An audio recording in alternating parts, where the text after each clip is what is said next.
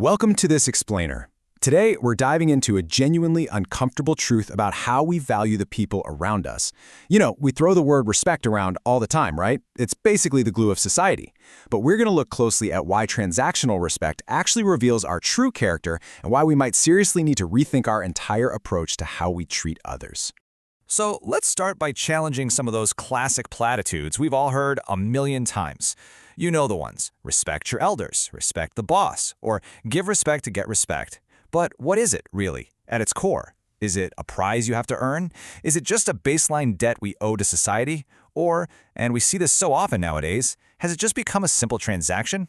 And that brings us to a central, honestly kind of brutal question. Who are you when you have absolutely nothing to gain from someone? We're taking a massive pivot here. We're shifting our focus away from what we can extract from others to who we inherently are. Because that exact shift, that might just be where genuine respect actually begins. Because here's the thing, true respect is not about blind agreement, and it doesn't even mean you have to like someone's behavior. It's fundamentally about recognizing another person's humanity.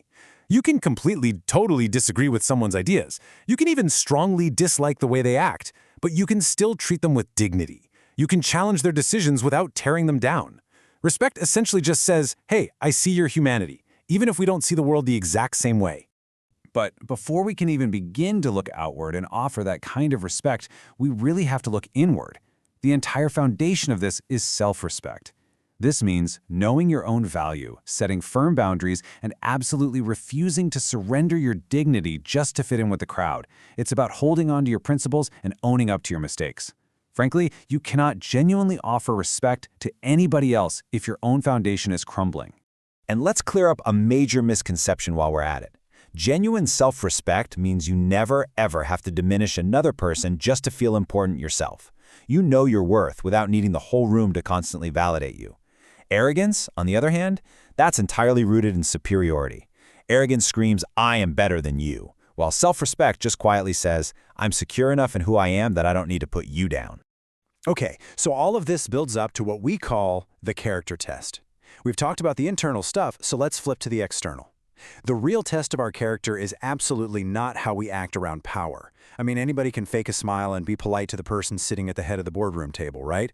The actual test is how we behave when the person standing right in front of us offers absolutely zero social or financial utility.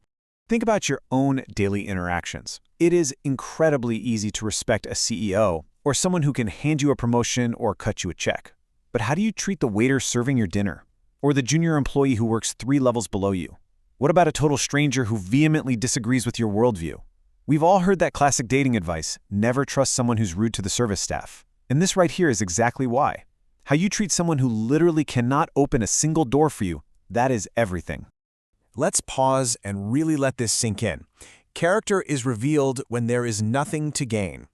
The absolute truest measure of who you are happens when nobody important is watching and there is no shiny reward on the table.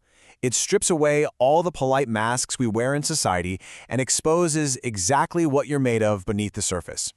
But when we contrast that true measure of character with the way society normally operates, we see this much faster, highly conditional rhythm. We call this transactional respect. It sounds like, I'll respect you if you respect me, or I'll respect your title because I need a favor. Now, to be fair, reciprocity does matter, and healthy relationships obviously require mutual respect. But this conditional rhythm gets incredibly dangerous the very second those benefits vanish. It's like a car drifting completely out of control in the dirt. A relationship built strictly on what someone can do for you will inevitably spin out and shatter the moment those perks dry up. If your respect vanishes the exact second their money or their influence vanishes, well, the whole system just collapses. So here is the kicker. Perhaps what you had wasn't respect. Perhaps it was self-interest wearing the clothes of respect. If your regard for someone evaporates just because their wealth or status does, you were never actually respecting them at all. It was just disguised opportunism. It's a harsh reality to face, I know, but recognizing this difference is an absolute game changer for our own personal growth.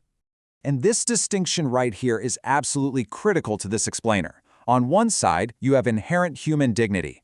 This is recognized without being earned. It's a given just by virtue of being human. But on the other side, you have things like trust, loyalty, admiration, and access to your personal life.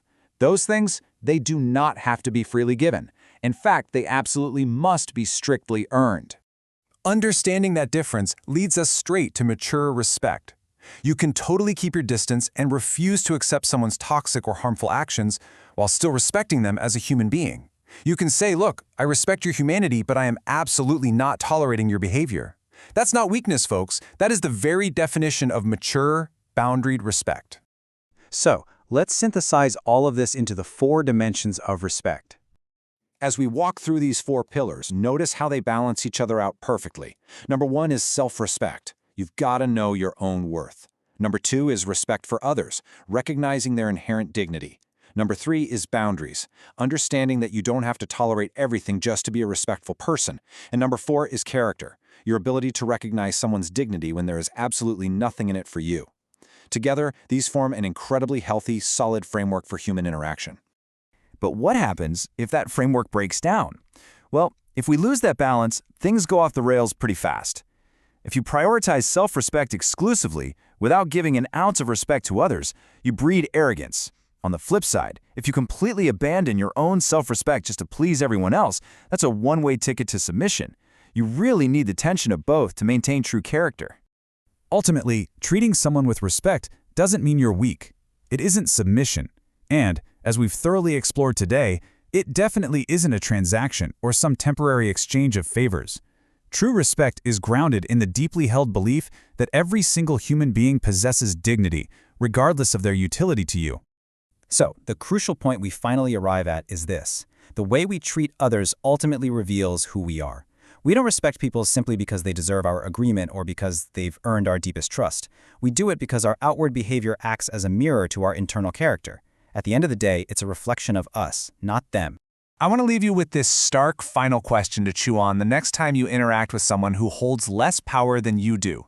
How do you treat people when you don't need them? When they can't help you, when they fiercely disagree with you, and when absolutely nobody is watching? Your answer to that question? That is your true character. Thanks for joining me on this explainer, and I really challenge you to keep that question top of mind as you go about your week.